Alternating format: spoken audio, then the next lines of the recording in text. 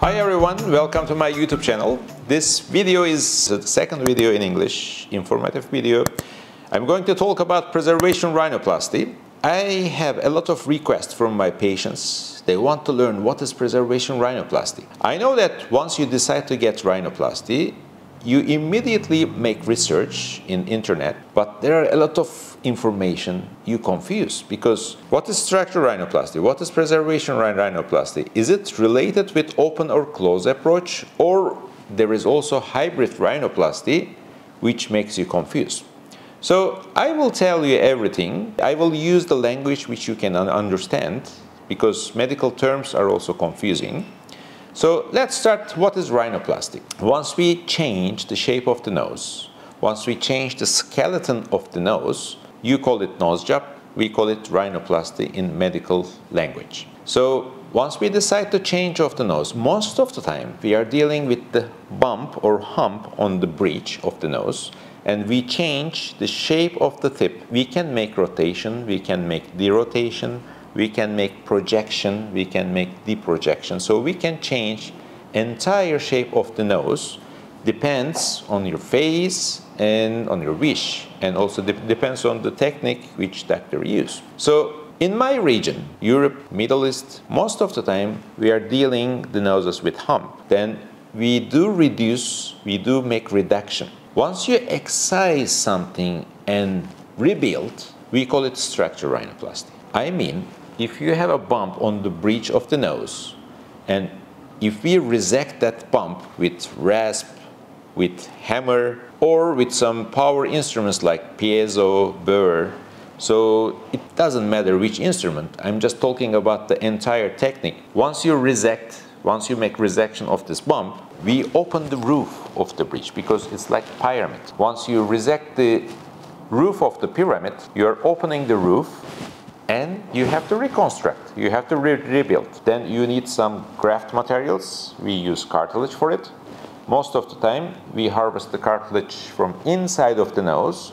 Then we rebuild the roof of the house again with your own tissue. And what is preservation rhinoplasty in this case? Everything started with preserving the dorsal aesthetic lines. It means that we are not changing the nature. We are keeping the natural lights and shades on the dorsum. We are not harming the dorsum. We are not harming the roof of the house. We are just pushing down your bump. So the advantage of the technique is you're keeping the natural anatomy of the nose. If somebody desires a natural result, I think this is the best technique that you can get ever. But on the other hand, it is more complicated than the structural rhinoplasty, because most of the surgeons, they are used to use structural rhinoplasty techniques, and they don't want to change their techniques to preservation rhinoplasty. It needs time to learn and improve your skills in this new technique. But on the other hand, once you learn preservation rhinoplasty techniques, you're more comfortable with all other techniques also, because you're changing your point of view to the anatomy of the nose. So what I do in my practice, I do preservation rhinoplasty most of the time for primary rhinoplasty cases, which is untouched noses. And I do most of the time structural rhinoplasty for revision rhinoplasty cases. I hope you understood well what is the philosophy of preservation, what is the philosophy of structural rhinoplasty. By the way, both techniques are working very well, and we are getting very good results in both techniques. But the difference, once you keep the natural anatomy on the surface of the pyramid, you're getting more natural results. Once you reconstruct the anatomy, you can still get the natural results, but once you resect something and rebuild something, it cannot be the same anatomy like it was.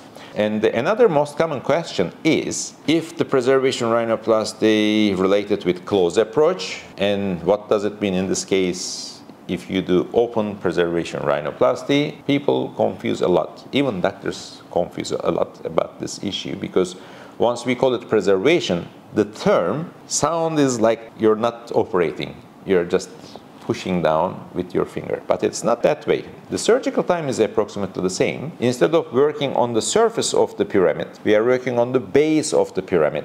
So we are dealing with the anatomical structures on the base, which is not the most visible part of the nose. We are keeping integrity of the bone and the cartilaginous wall. It means we can do this technique in open approach or close approach, it doesn't matter. I prefer close approach for primary cases because when I don't touch the dorsum, most of the time I don't need to open the nose because I'm not reconstructing the structures.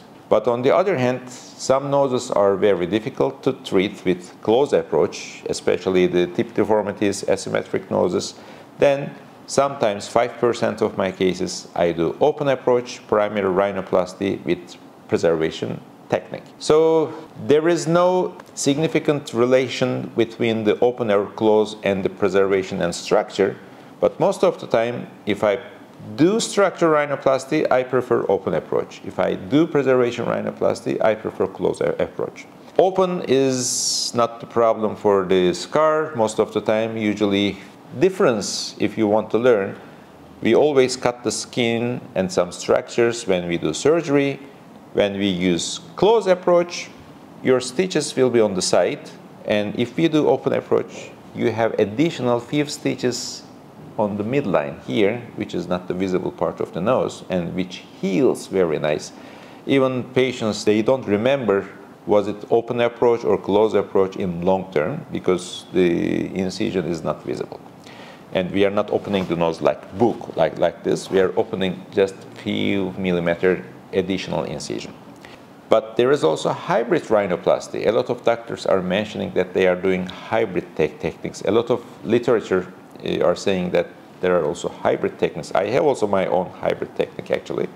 Hybrid means that you're not destroying the anatomy totally, you're not resecting the hump totally, you're keeping the integrity between the bone and cartilaginous wall, but you're changing the dorsal aesthetic lines because some noses needs more than the simple noses. Sometimes we are dealing with the asymmetric dorsal aesthetic lines. You need to put some additional cartilage on one side. Or sometimes you are opening halfway the dorsum, then you're pushing down, letting down, and whatever, the preservation rhinoplasty technique, but you're changing the dorsal aesthetic lines. And these techniques we call hybrid techniques. So in my old videos, probably I mentioned before several times, in rhinoplasty, if the surgeon says that we are successful, I'm successful, it means that patient is happy, result is good. So it doesn't matter which technique you use, it doesn't matter which approach you use. It can be open approach, it can be close approach, it can be structure or preservation or hybrid. The main idea in rhinoplasty is happiness. At the end of the story, if my patient is happy, if I'm happy, I can call myself successful surgeon. So I hope it was informative video for you. I tried my best to explain you basically what is preservation, what is structure. And if you want to learn something else, please write in comments. I'm reading all the comments, and the next video will be your questions answered. And please follow us here or here, I don't know where is the follow us button. And I want to thank Bridie. Bridie, come here.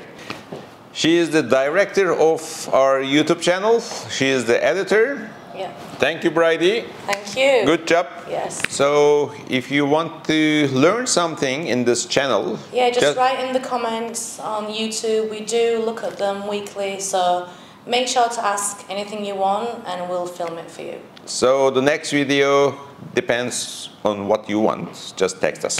See you.